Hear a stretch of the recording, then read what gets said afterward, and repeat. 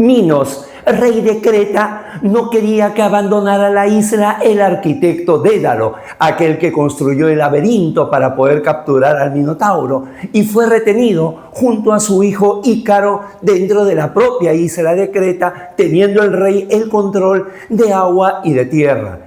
El ingenioso Dédalo advirtió que lo único que no controlaba el rey era el aire, así es que entonces, juntando plumas y cera, fabricó alas para que puedan huir al lado de su hijo. Al momento de colocar las alas a Ícaro, le recomendó: no vueles tan bajo, porque la humedad, la espuma del mar puede hacer fracasar a las alas, pero tampoco vueles tan alto, que el calor del sol hace que se derrita la cera. Ícaro, una vez que se vio volando, teniendo ese don que ningún humano tiene, se ensoberbeció y entonces comenzó a volar por todo lo alto hasta que el sol derritió la cera, cayó y murió. Esta escena de la mitología griega, sin lugar a dudas, puede tener un parangón en lo jurídico. Dédalo viene a ser el poder constituyente que a través de la Constitución otorga poderes, otorga facultades. E Ícaro viene a ser el poder constituido, a quien le dan la facultad bajo determinados límites. Si nosotros esto lo llevamos a su vez a la reforma constitucional, Dédalo viene a ser el poder constituyente que a través de la Constitución le otorga al Congreso, Ícaro, como poder constituido, la facultad de reformar la Constitución bajo determinados límites. Cuando esta reforma tiene excesos, tiene desvíos, tiene extravíos, entonces ya no es una reforma, sino se transforma en una sustitución constitucional. De ello hablaremos en los siguientes minutos. Soy Guido Aguilar Grados, docente de GACAL, y quiero presentarles una nueva entrega de Tribuna Constitucional, la sustitución constitucional. Bienvenidos.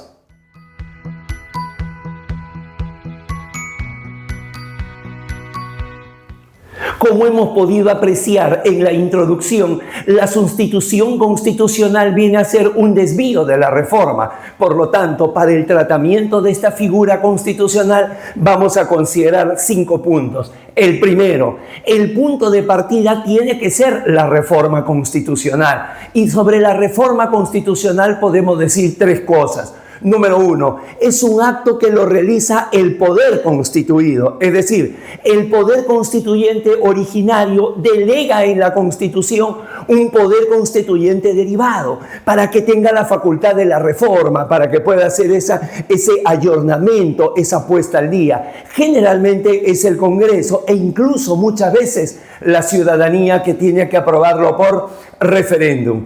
Punto número 2, la ley de reforma constitucional es una ley de doble rango. Por un lado, tiene el rango legal, porque es finalmente una ley aprobada con el Congreso. Claro está, su aprobación es agravada. Muchas veces se requiere mayoría sobrecalificada, referéndum, legislaturas y otros requisitos especiales. Pero al mismo tiempo, la ley de reforma constitucional también tiene rango constitucional. Si no, no podría modificar la Constitución. La Constitución no puede ser modificada por una norma de inferior rango, de tal manera que en su aplicación tiene el rango constitucional, por esto aquello de doble rango. Y por último, sobre la reforma constitucional número 3, como todo acto dentro de un Estado constitucional de derecho está sujeto a límites, a saberse límites formales, que son los límites de procedimiento, y límites de fondo, es decir, límites respecto a la materia, a su contenido.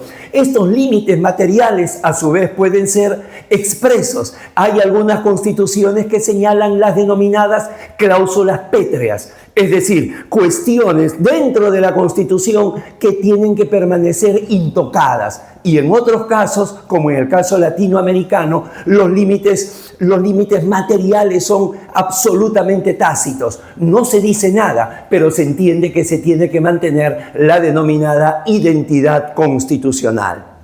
Punto número 2, la evolución de la sustitución constitucional. En un comienzo, la reforma constitucional solamente revisaba vicios de procedimiento. Es más, hasta el día de hoy las constituciones latinoamericanas, los límites que ponen es al procedimiento, sino que más tarde van a comenzar las primeras excepciones. Es decir, ya no solamente van a revisar el recorrido, el camino, sino también el contenido. Y entonces allí tenemos al Tribunal Constitucional Federal Alemán y a la Corte Constitucional Italiana con las denominadas cláusulas pétreas. Y va a ser la Corte Suprema de la India, la Corte Suprema hindú, quien va a comenzar a realizar la revisión del contenido de la reforma constitucional para preservar la denominada identidad constitucional.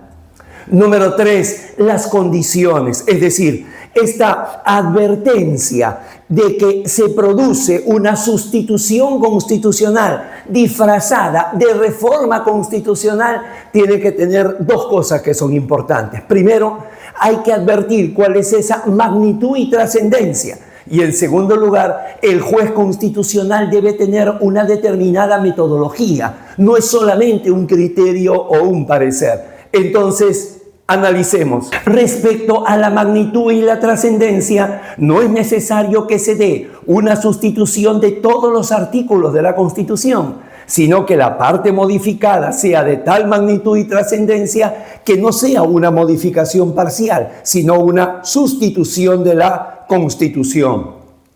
Y respecto a la metodología, debe tener una premisa mayor, una premisa menor y una conclusión. La premisa mayor se determina que se está frente a un elemento definitorio de la identidad constitucional que ha sido reemplazado. En la premisa menor se compara con la reforma y se determina si el elemento definitorio ha sido reemplazado y no simplemente modificado. Y en la conclusión se determinará que el nuevo elemento es contrario a los elementos que le dan identidad a la Constitución. Por lo tanto, estamos ante una sustitución constitucional. Ante esto, ya podemos llegar al cuarto punto donde vamos a proponer una definición de sustitución constitucional. La sustitución constitucional implica el reemplazo o la limitación excesiva de un elemento definitorio o estructural de la Constitución en el marco de la reforma constitucional. Consiste en una metodología judicial para discernir si una reforma constitucional puede o no ser inconstitucional. Como estamos una vez más ante un tema interpretativo, el último punto de este desarrollo, número 5, será el debate. ¿Cuál debate? Aquel que señala que, por un lado, en las constituciones latinoamericanas nunca se menciona un límite material. Todos son límites formales, límites de procedimiento. Por lo tanto, se sostiene entonces que las Cortes Supremas, Cortes Constitucionales o Tribunales Constitucionales se han arrogado una función que no le otorga la Constitución, que es el control material, el control del contenido de las reformas constitucionales. Y entonces surge el debate. La sustitución constitucional es un exceso de la justicia constitucional y una manifestación más de la judicialización de la política. O la sustitución constitucional es un límite a los excesos de las mayorías parlamentarias que con una aparente reforma sustituyen el texto constitucional. Tu respuesta al presente debate la leemos en los comentarios. Ahora sí, para cerrar este tema de la sustitución constitucional, los invitamos a que vean el cuadro resumen EGACAL. Si consideras que este programa puede ser de utilidad, dale like y difúndelo. Suscríbete a Tribuna Constitucional. Ven, forma parte de esta familia académico-jurídica. Todos los días encontrarás información jurídica relevante y oportuna. La ampliación de todos estos temas relacionados a la teoría de la Constitución lo encuentras en los diversos cursos de actualización, cursos de preparación y asesorías personalizadas que brinda EGACAL Escuela de Derecho. Muchísimas gracias, que estén bien.